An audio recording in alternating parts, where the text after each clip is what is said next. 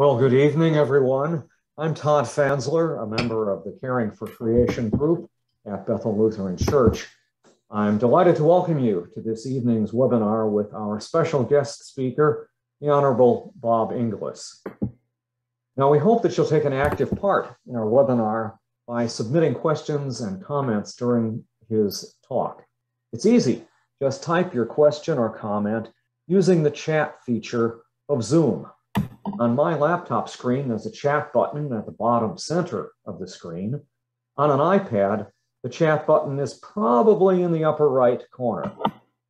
When you click the chat button, please select the option to send your comment or question to all panelists and attendees. And don't forget to click the Enter key so it actually is sent. We're privileged tonight to welcome the Honorable Bob Inglis, former Republican U.S. Representative from South Carolina. He's well known as a leading conservative voice for the reality of climate change and the need to limit global warming. Indeed, it was his stand on climate change that cost him his seat in Congress in 2010. Since then, Mr. Inglis has worked tirelessly to educate, recruit, and organize conservatives for action on climate change. He founded and is the executive director of Republic EN, a growing grassroots organization of over 10,000 members, known as the home of the eco-right. His many honors include the John F. Kennedy Profile and Courage Award, and he appears frequently in the media, including the film Merchants of Doubt and the Showtime series Years of Living Dangerously. He's a graduate of Duke University and the Virginia School of Law, and he served as a resident fellow at Harvard, Duke, and the University of Chicago. Welcome, Bob Inglis. Well, thank you, Todd. It's wonderful to be with you. Thank you for the opportunity to be in conversation with you about this topic of climate change. It is rather topical at the moment, isn't it? With the whole world looking to Glasgow for some solutions, and I'm particularly excited to discuss the topic in the context of faith. So, thank you for what you're doing by convening this kind of conversation, and thank you all for tuning in. And look forward to your questions and comments.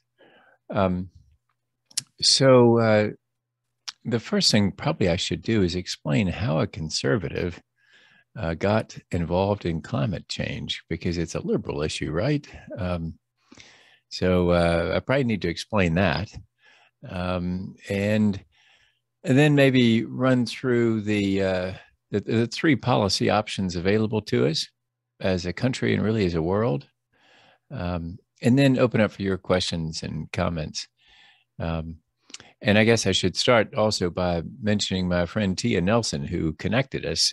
Tia is a wonderful friend who has also done some pretty great video work. That's how I met her and got to know her, is working on a piece that celebrated her dad's legacy.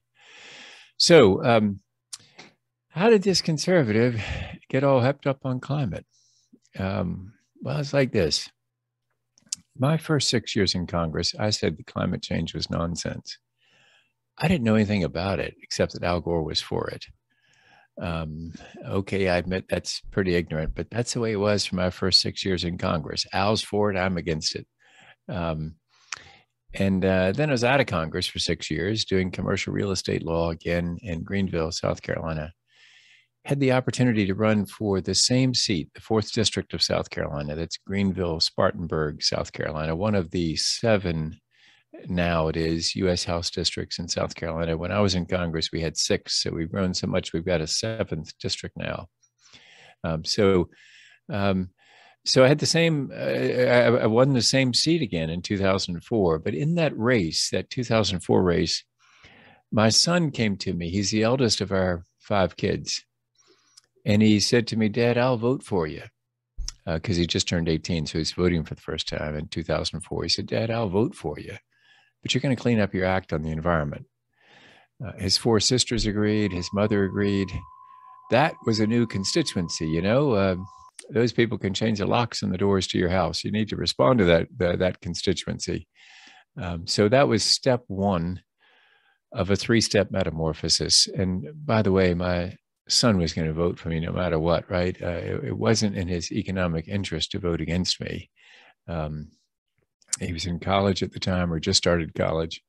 He knew that we were mortgaging the farmette that we live on, literally, in order to run for Congress.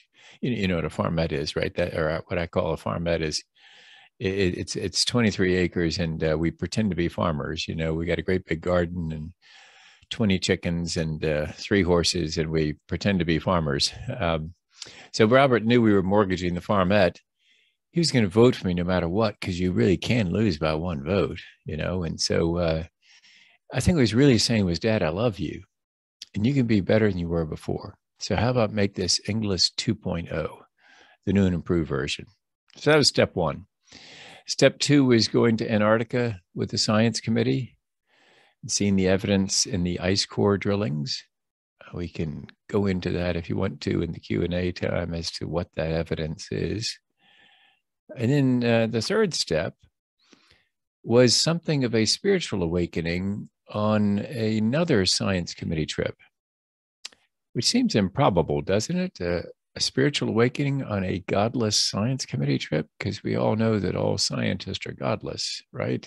Well, apparently not, because this Australian climate scientist who I was snorkeling with, showing me the glories of the Great Barrier Reef and the challenge of coral bleaching. And I could tell that he and I shared a worldview before any words were spoken. You know, St. Francis of Assisi said, preach the gospel at all times. If necessary, use words. And so Scott Heron, who's now become a very dear friend, was preaching the gospel, all right, just without any words. It was written all over his face. It was in his eyes. It was in the excitement that he had when he'd come back to the surface with me and tell me what he'd just shown me down below. So I knew we shared a worldview. Later, we had a chance to talk, to actually use words.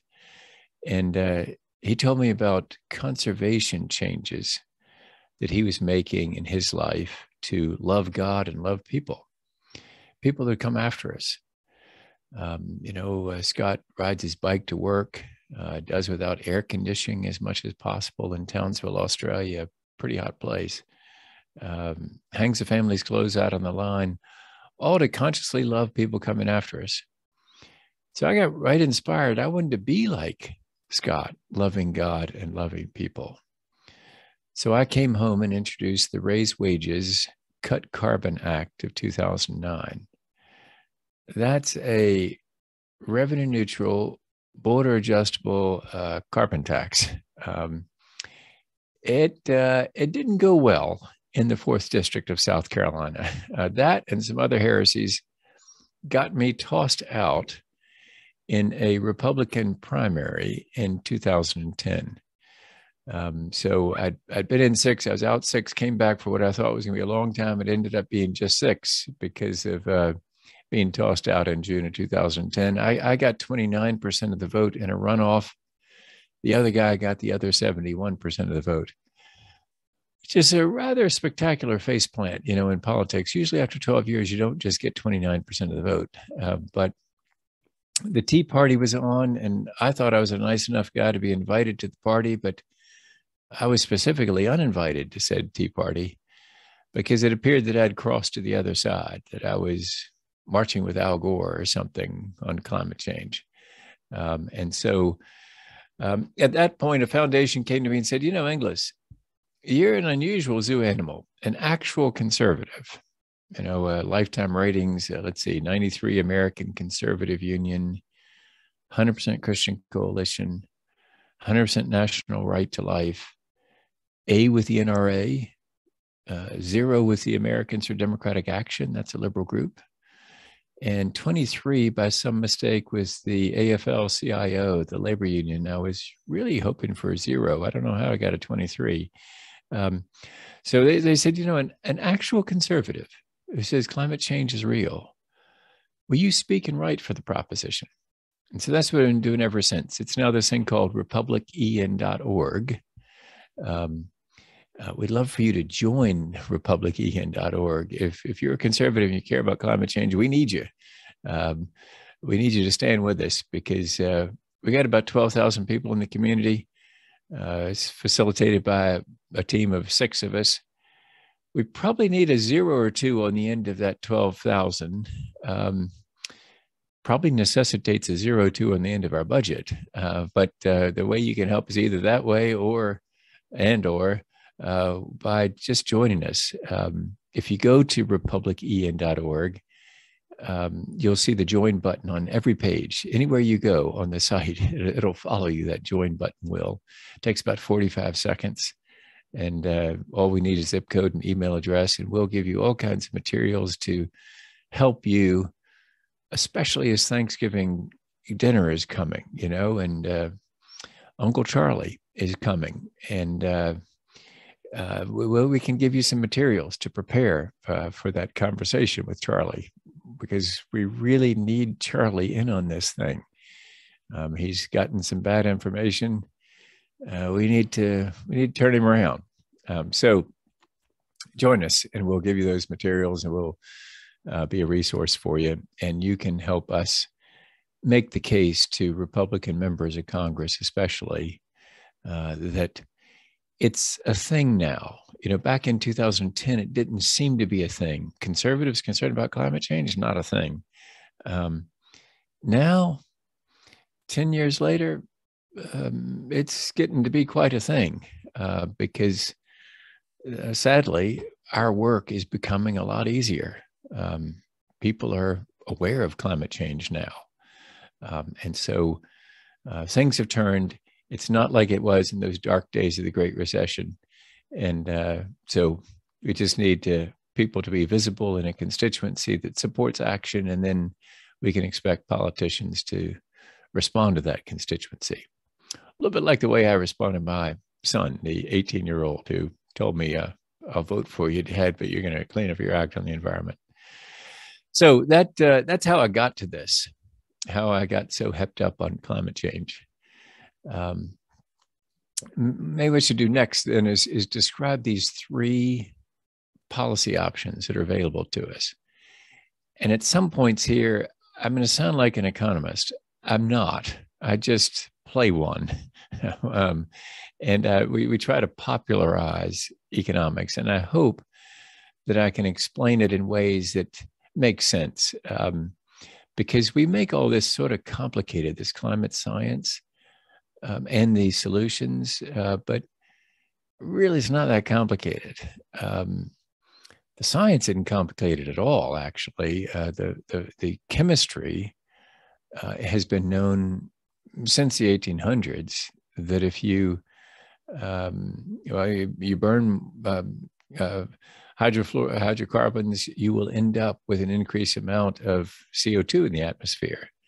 And the physics of light, which have also been known since the 1800s, are that light comes in through those greenhouse gases, strikes the earth, creates heat. All the heat doesn't return to space because of the presence of those greenhouse gases. That's actually replicable in a bench experiment. You can put a container with more CO2 and a container with less CO2, and you can put them in the sunlight, and the one with more will heat up more than the other one. So that we've known for a long time. The modeling, that's sort of complicated. And you can pick apart the models, but in the main, what the chemistry and the physics show is that we're warming. And we can get into that more if you want to in the Q&A time.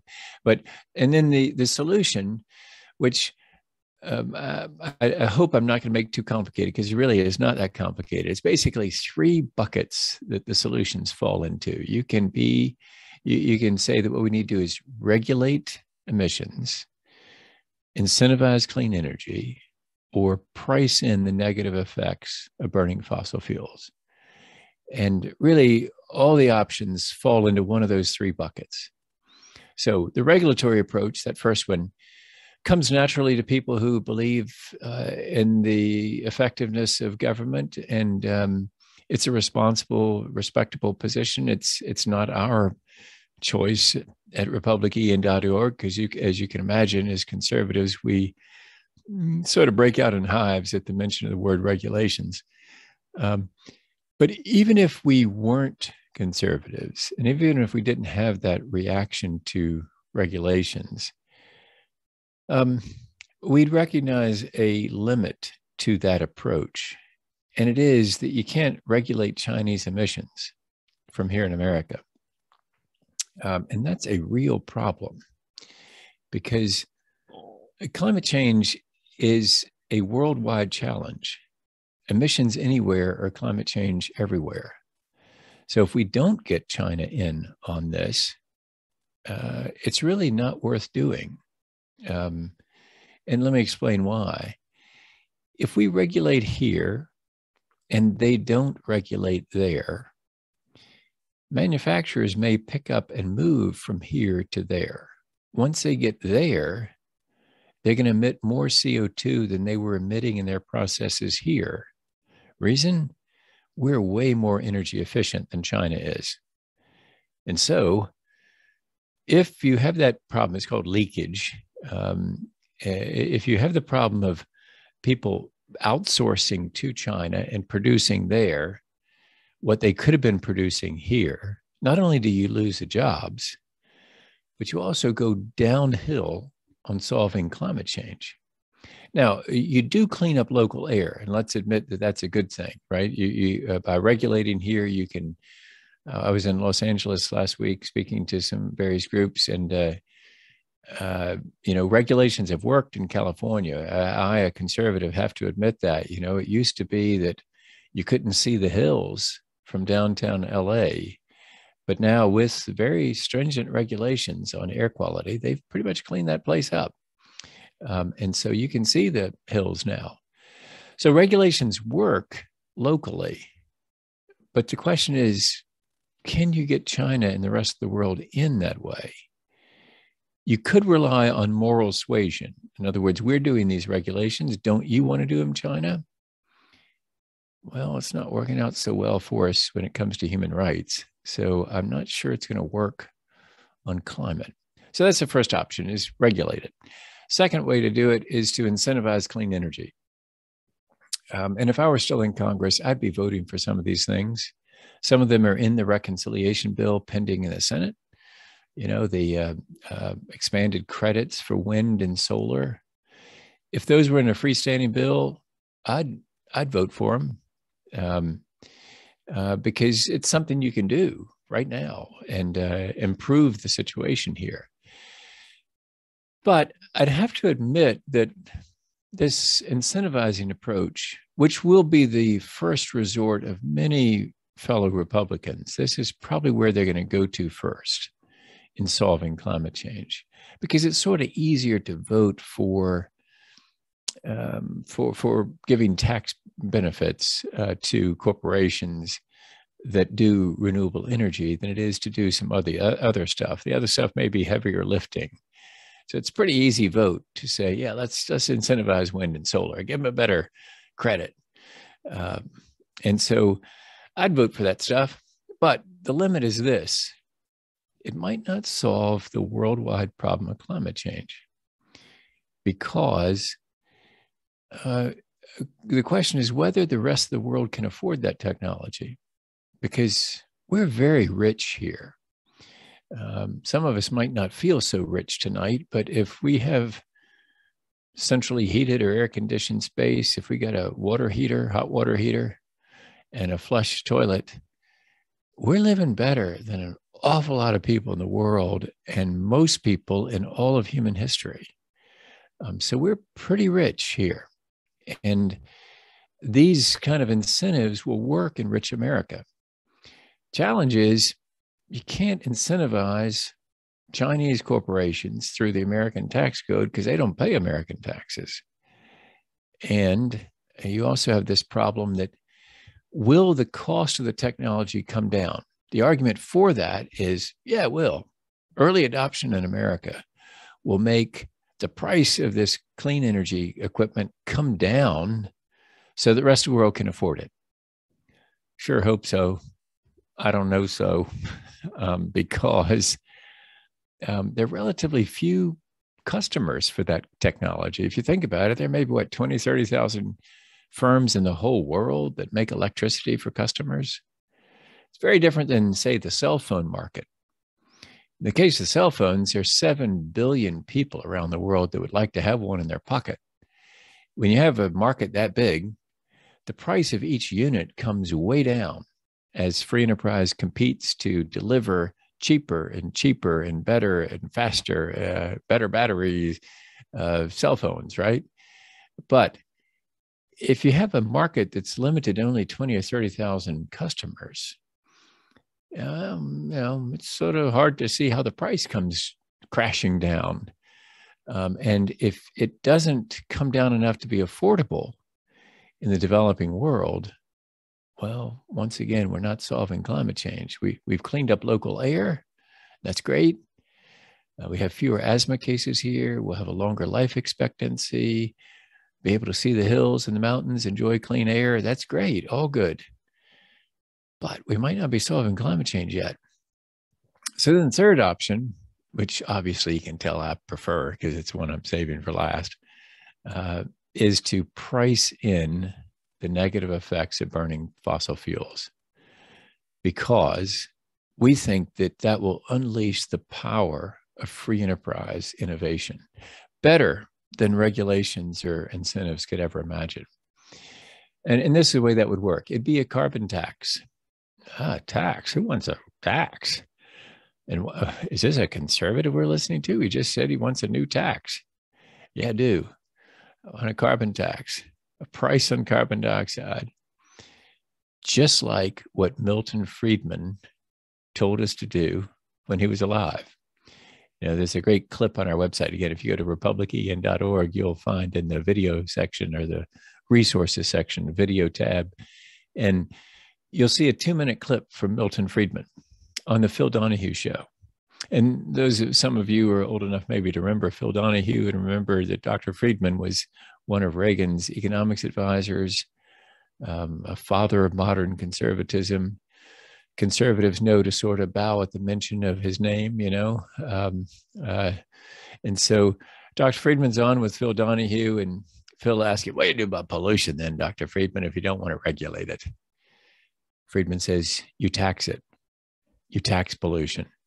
And then he goes on to explain that if two people are doing something, making a product, buying a product, and they're imposing cost on other people, and that cost isn't reflected in the cost of the product, then the government, he says it is the government, has to step in and fix that market distortion. And it is a market distortion. I'll give you an example. I'm Inglis Industries. I burn stuff to make my product. It's a useful product, but I've got soot coming out of my smokestack and CO2. The soot fouls the lungs of my neighbors. They're poor people because they live next to my plant, but the real estate is pretty inexpensive for residential purposes. They're disproportionately of color, and I foul their lungs. Really stinks for them. Most of them cough it up, though. Some of them go to the hospital. But when they get to the hospital, nobody sends me the bill at Inglis Industries. I'm not held to account for that. And so across town, I've got a competitor. Her process is cleaner. She makes a similar widget. She's got newer equipment.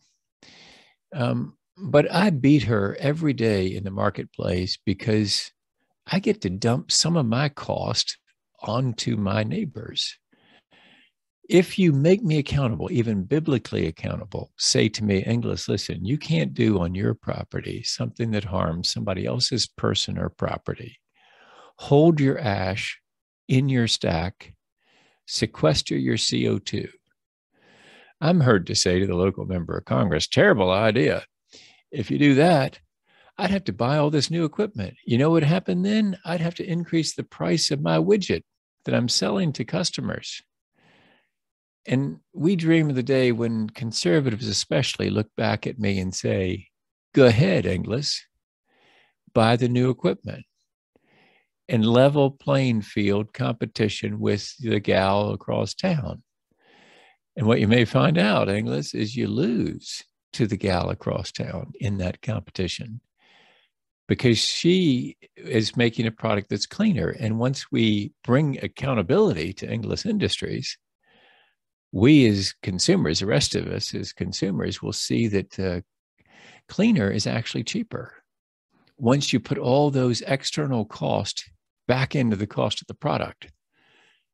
And that is the miracle of free enterprise, because then innovation comes fast. And it's not because some government sedan rolled by and told you what to buy and how to live your life. It's rather you just went to the store and you saw my product and you saw her product and you saw that hers is now cheaper than mine and it meets the same need. So unless I get with it, I'm out of business and she's in business. That's the creative destructionism of the free enterprise system that we conservatives say we like. So that's the concept of internalizing negative externalities. That's what a carbon tax would accomplish. Now, since we're conservatives, we want two special things about this tax. One is that it would be a revenue neutral tax, and that's government speak for cut my taxes somewhere else. If you can put on this new tax, cut my taxes somewhere else. So there's no growth of government.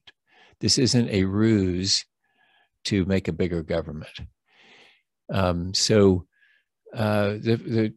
tax that I would choose for the cutting is the payroll tax. And the reason for that is that would fix a problem with the carbon tax, which is a carbon tax is regressive. It hurts poor people. A naked carbon tax would be detrimental to poor people. If you, for example, increase the price of, or put on a $40 per ton price on carbon dioxide, that's probably at the mine and at the pipeline is where you want to apply that tax.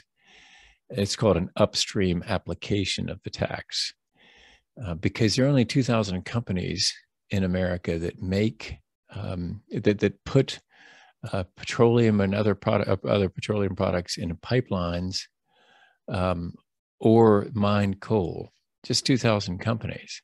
So it's a very small job for the IRS to, at the upstream, at that point of production, to apply the tax.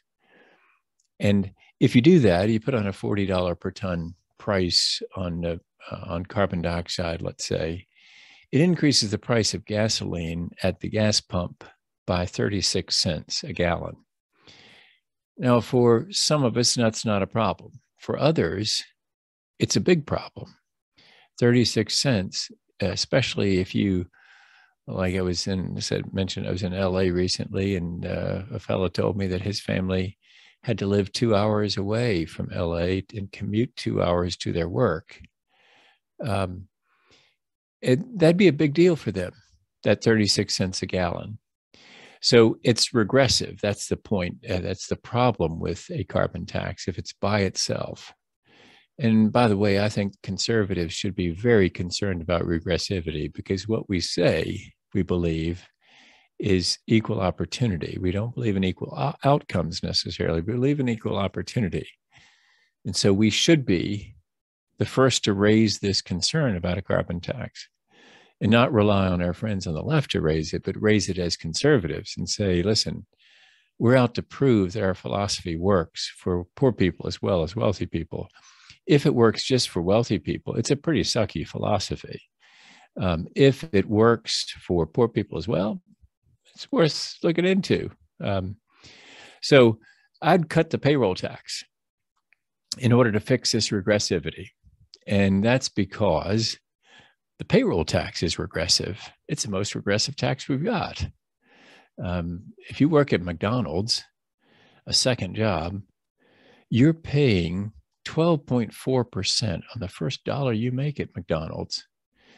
You only see the 6.2% that's on the check that you get, but McDonald's is paying the other 6.2%. It's a whopping 12.4% tax on the first dollar of income. So if you reduce that tax and put on the carbon tax, the Congressional Budget Office says the bottom 70% of Americans do better. Why? Well, they can sort of avoid the carbon tax by carpooling or various things like that, putting plastic on the windows in the winter or turning down the thermostat. But they can't avoid the payroll tax. So we want it to be revenue neutral. And the second thing we'd want it to be is border adjustable. And that's government speak for we're going to tax the stuff coming to Walmart from China, basically. And so it's like this. There's a sheet of flat steel landing, let's say, in Charleston, South Carolina right now. It's come from Chinese state-run industries. They stole the technology. They manipulated their currency. Here comes the steel. It's landing in Charleston. We apply our tax. It's called a border adjustment. China objects in the World Trade Organization. They'd say, you can't do that.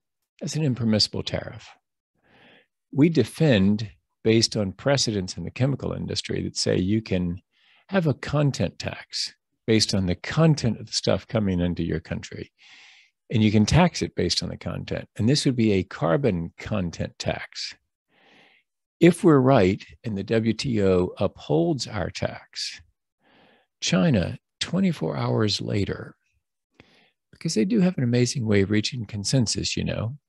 It's not a very fair or nice government, but it's doggone efficient. 24 hours later, after losing that case in the World Trade Organization, they'd have the same price on carbon dioxide because it'd be in their interest. They paid in Charleston a tax that's been sent to Washington, D.C. If they had collected that tax internal to China, the tax money would have ended up in Beijing, and the sheet of flat steel would come through the port of Charleston with no adjustment. So 24 hours later, they got the same price on carbon dioxide. For conservatives listening to me now, did you notice no international agreement, no bowing and scraping at the UN, no protracted negotiations? Just a bold move by the United States that says, you know what, we're going to tax carbon dioxide. We're going to solve this problem of climate change, and we're going to make it in your interest to follow our lead. Oh, you don't want to follow our lead? Well, fine. Bring your goods in. We'll tax them for you because we've got an enormous deficit and a terrible debt, and we'll be very glad to have the tax money. But you might find it in your interest to do the same thing. And of course, we think they would immediately find it in their interest to do the same thing. The result would be the whole world would follow. And then, because they all want access to this market, because we are so rich, we are so able to buy their stuff. And so then you've got America leading the world to solutions on climate change. As 7 billion people start to see the true cost of burning fossil fuels, they turn away from Inglis Industries, the polluter one that's now got to pay the tax, to my clean competitor, because it's in their interest to choose those cleaner, cheaper products. So those are the three options. You can regulate it, you can incentivize it, or you can price in the negative effects. Told you how I got to this. Let me see what questions or comments you have about any of these things.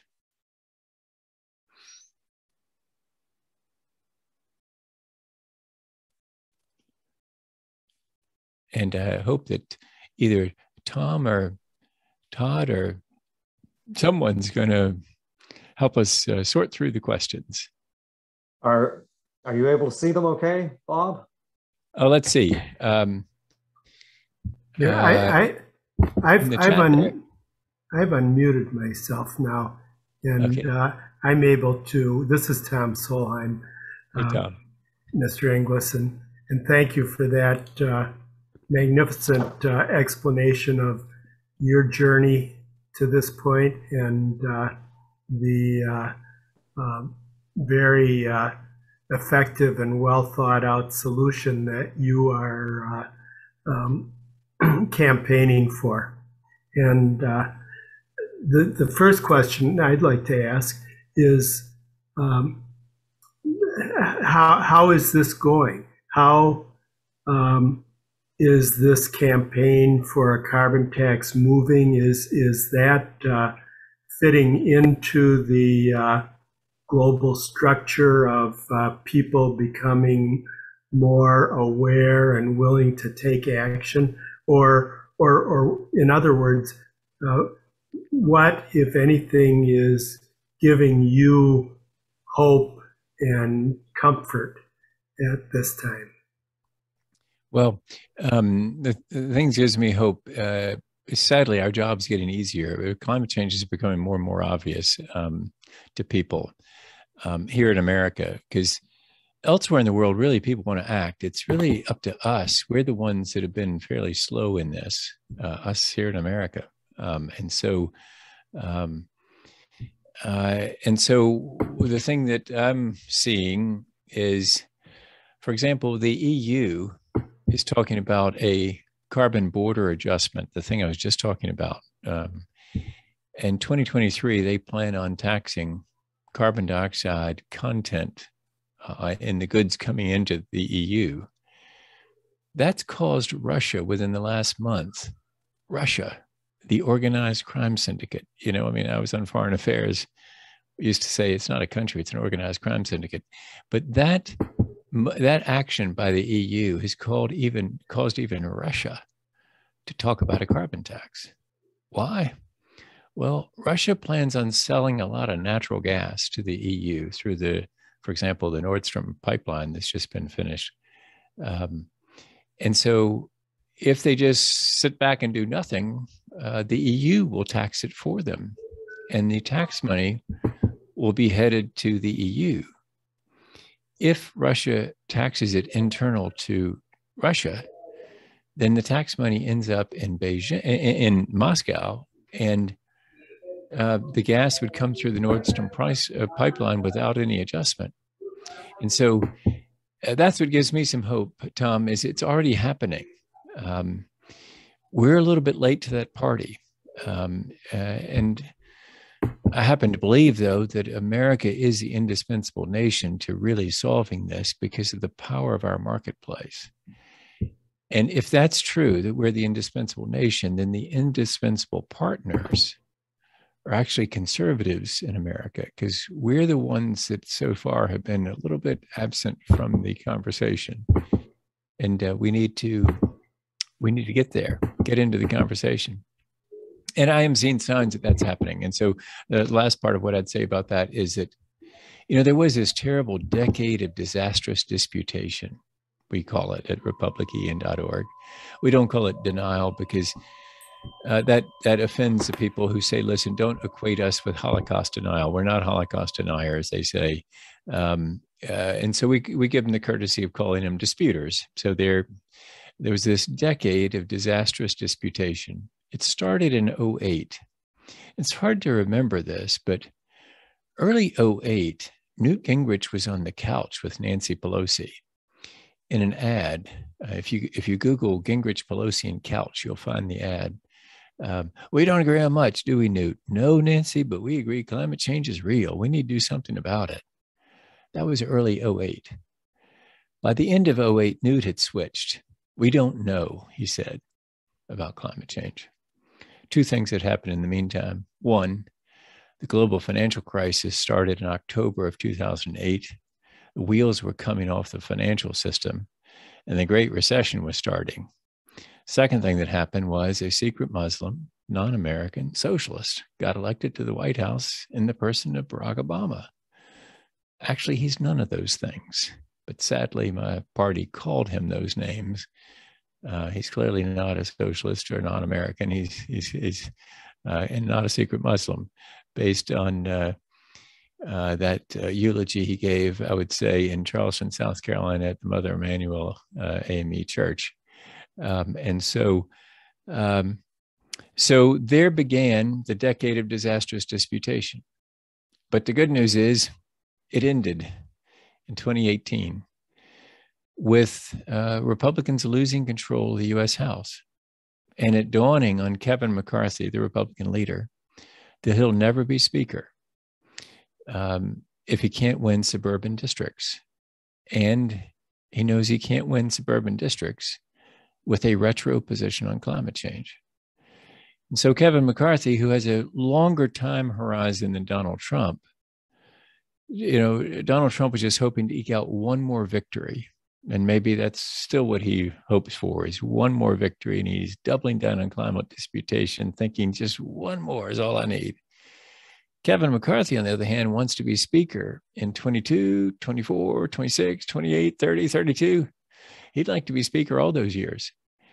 And so his longer time horizon tells him to get with it on climate, because young conservatives want action on climate as much as their young progressive friends do.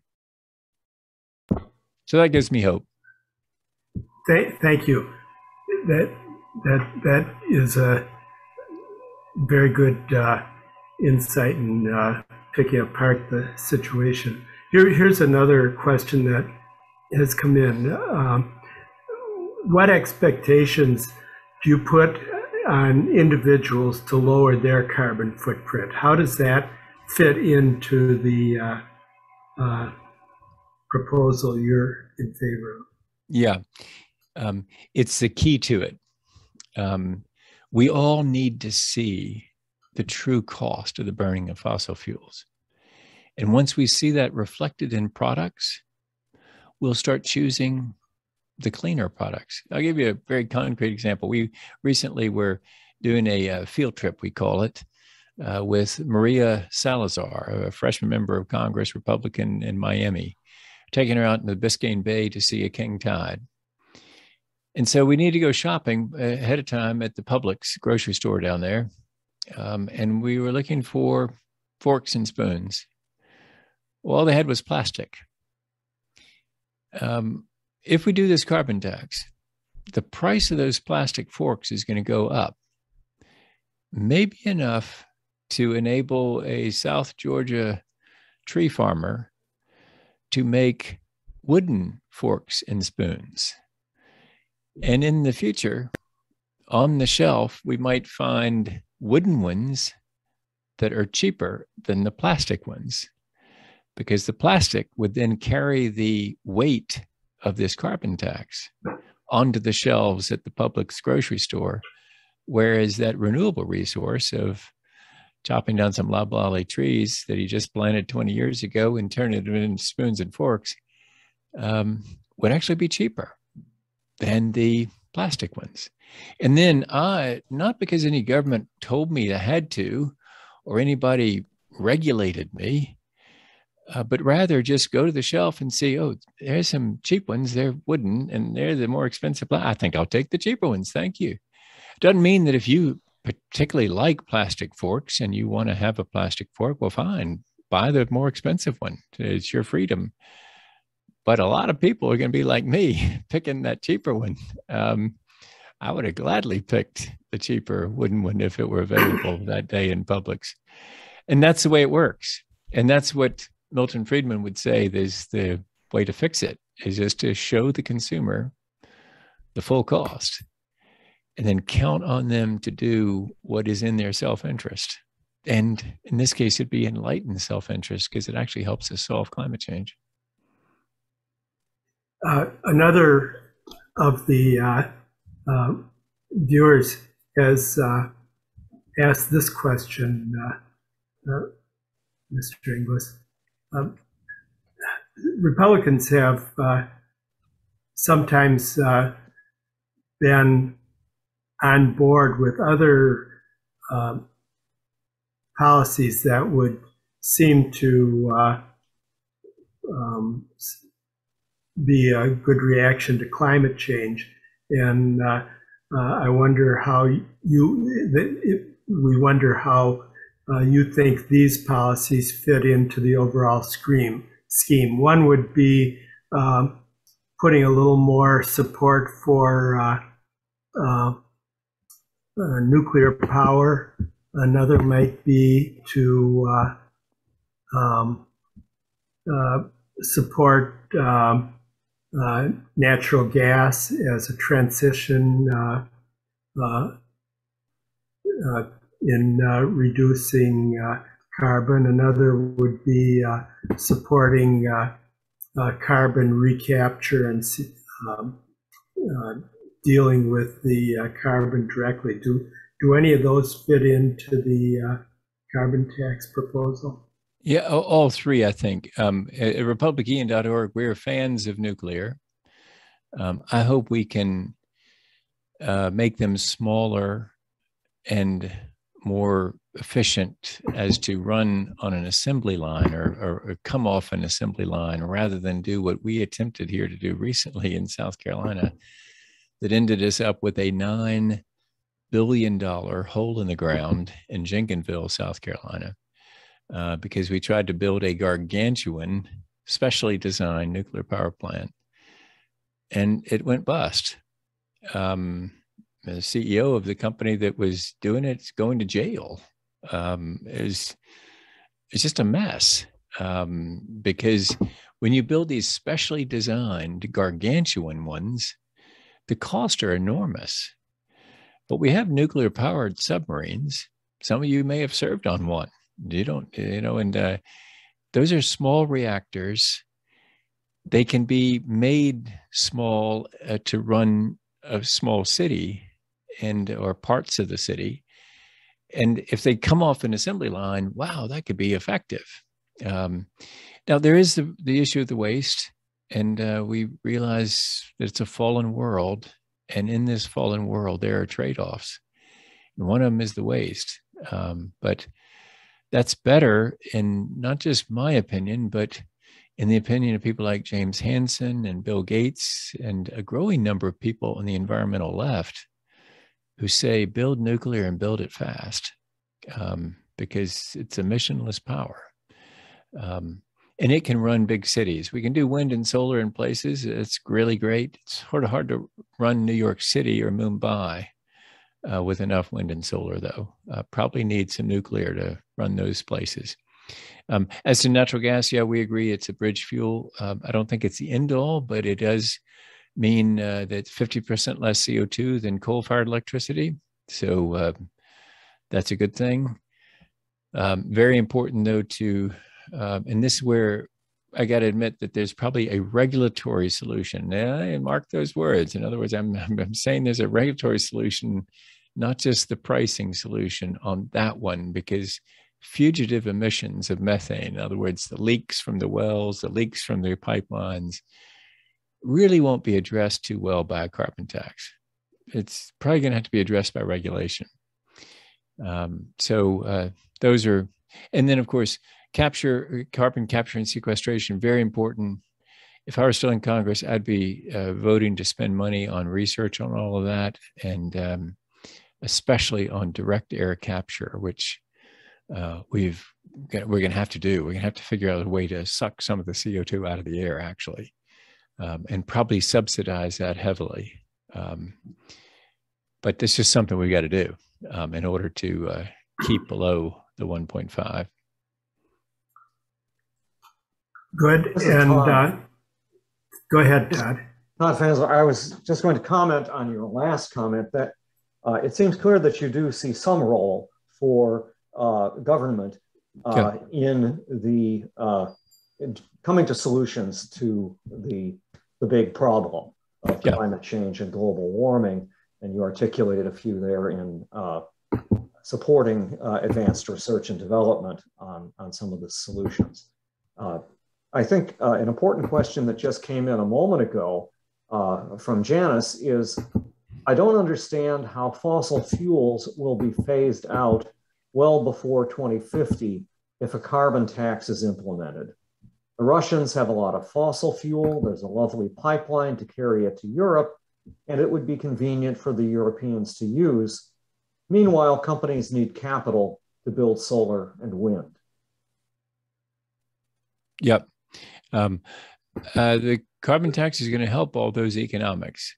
And I'd predict for you that natural gas will be king for a while, but it's will be a temporary kingdom for natural gas, especially if we get breakthroughs in battery technology.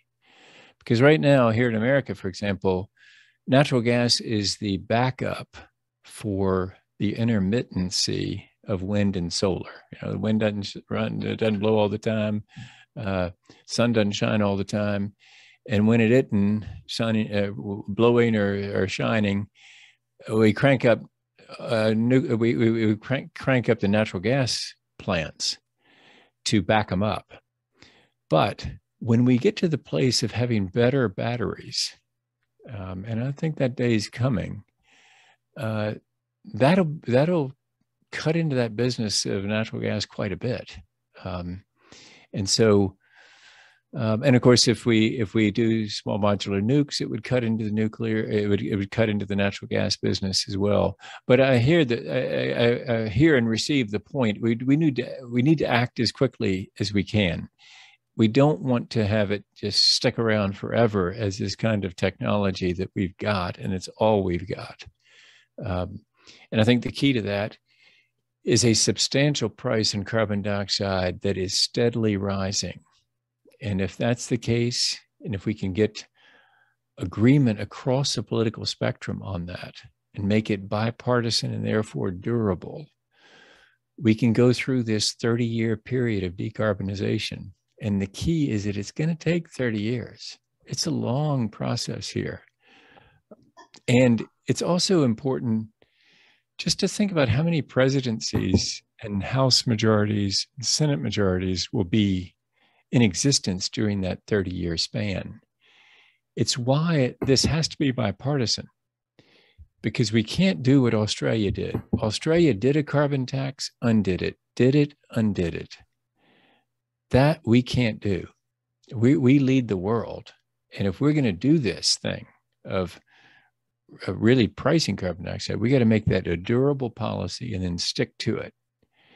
And do some other things too, like regulate fugitive emissions of methane, like mandate higher fuel economy for cars.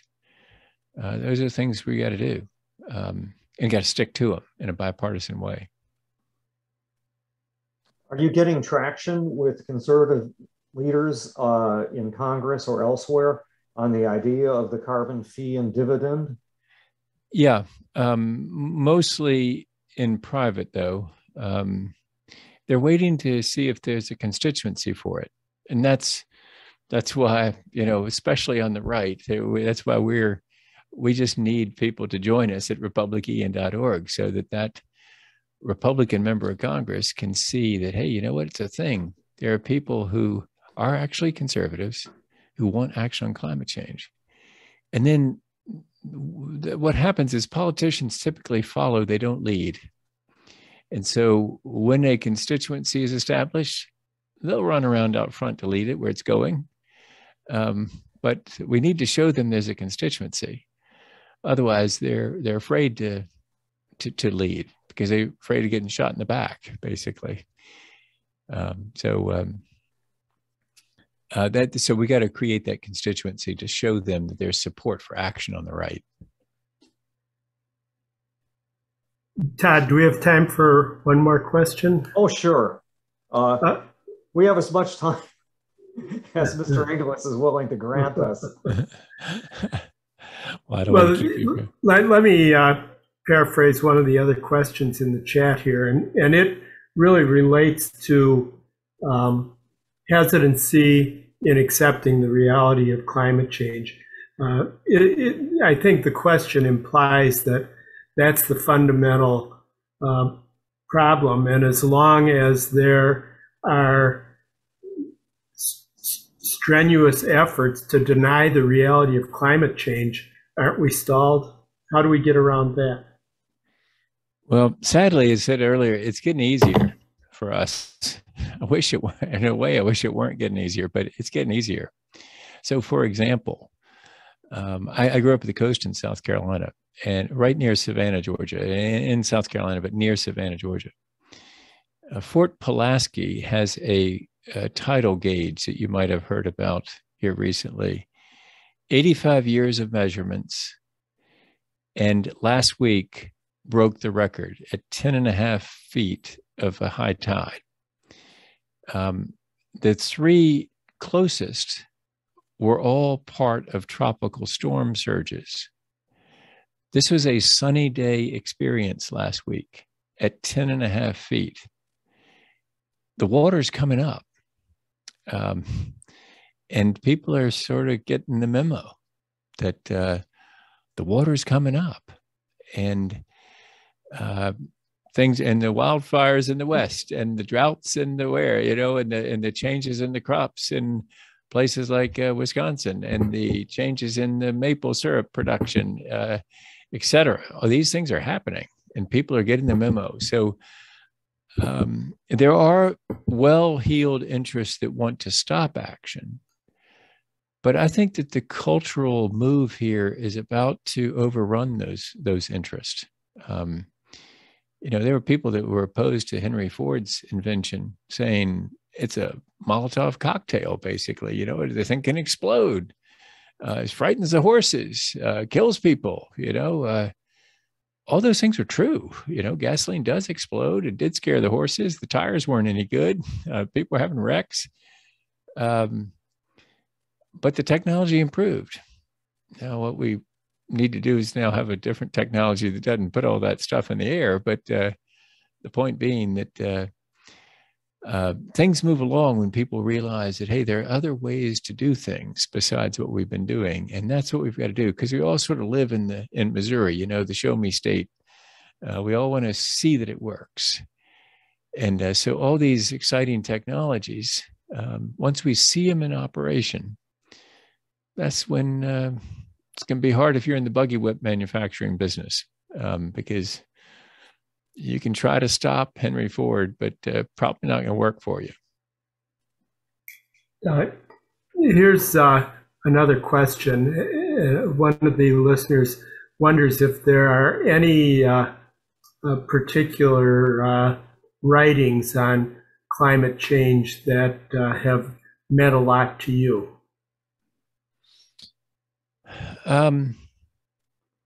Yeah, well, one that I find really inspiring or just remarkable, really, is a very short one, actually, by Carrie Emanuel at MIT. It's called "What We Know About Climate Change," and Carrie is a nuclear physicist.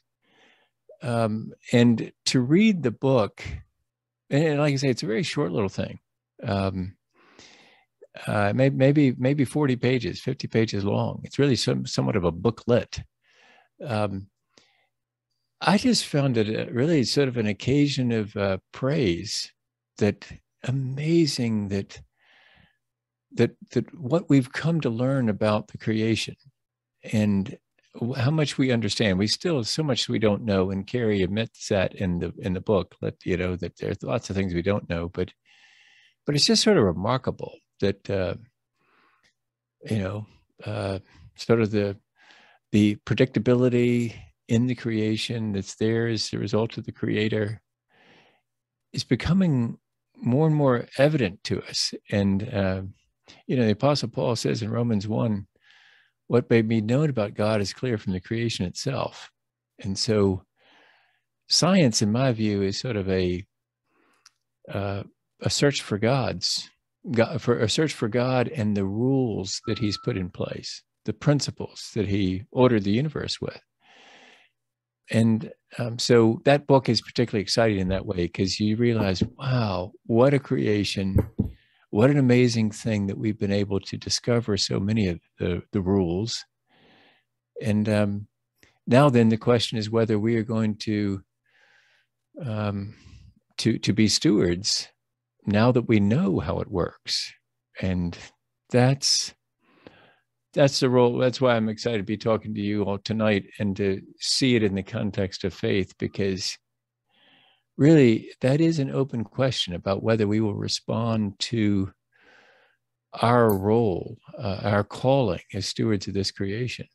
And if we do, there'll be blessings. If we don't, there'll be havoc, because you just can't, you can't run against these principles and expect it to go well. It will not go well. So like step off the roof, you will find out the law of gravity, and keep on pumping out more CO2, and you will heat this place up. So we're finding that out, I think, and hopefully we're going to respond as stewards and say, oh no, in order to love God and love people, let's take action, and let's come together. I don't know if we could have found more appropriate words to sum up where we are tonight. Thank you so much, Congressman Inglis. You're a person of faith and a person of character, and we are so grateful for the service that you have given us, but more than that, the service you've given to our greater community in taking this cause on and doing such a great job. Thank you very much. Well, thank you for the opportunity, and really, it's great to be with you. I hope sometime to be in person, but it's wonderful to use this technology and to travel there with a very low carbon footprint, right? And and I do trust that I leave us all in hope that we can do this thing by God's grace, and particularly if we just extend grace to one another and talk about it at Thanksgiving. So please make sure, it might get awkward, but just try to listen to Uncle Charlie. He's coming for Thanksgiving, and then engage with him at some level. And if he's a conservative, send him to see us at republican.org. We'll take care of him and help him to see that this is for conservatives too. And I should add, by the way, if all of this, I've been given all this as high octane conservatism, if it sounds familiar and you're a progressive, this solution that I've been describing, it might be because it's the same one that Al Gore has literally been for about 30 years. So we happen to believe that we can bring America together because the likes of me and Al Gore can agree.